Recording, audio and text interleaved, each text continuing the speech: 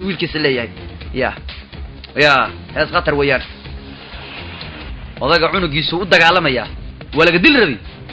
cida ka dil rabtay gabarta ka soo jeedo wiilkii wuxuu ku leeyahay wiilkaygiiyo xiriirka aniga iyo adiga naga dhaxeeya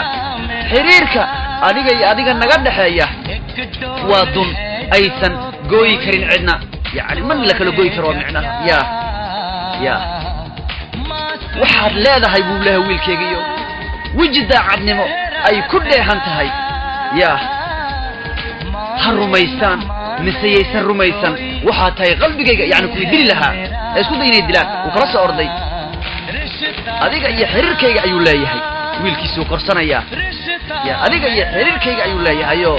aado wayaan cunugiisu korsanaya birbu garaacaya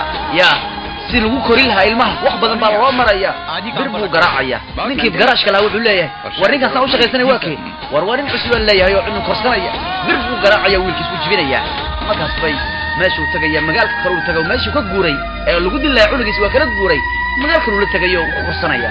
meeshu guri isaga ijaaranaya asaga wiilkiisa aabay hooyo u noqonaya ilaa hooyadii way fahmi weysay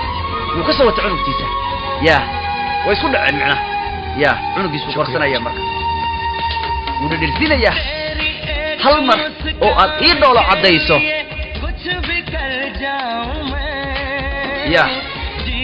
haddii aad wax rajaysana waan ku sameeynaya wiilkaygiiyo iga dhigo bombalaha xataa igu ciyaar xataa wiilkaygiiyo marka aad gacanteeda markaad qabato oo aad ila socoto mararka qaar waxay igula muuqataa nolosheeda inay ila socoto wiilkaygiiyo inta ka dhiman nolosheeda oo miyaad ii qosli kartaa oo miyaan kula noolaan doona adiga xiriirka naga dhaxeeya aniga iyo adiga waa dun aysan cidna gooyi karin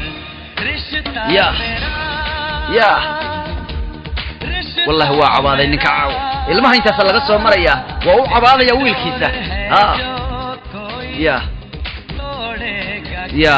kadib wiilkiisa ay aaba ku dhahaya maxaa ka farxad badan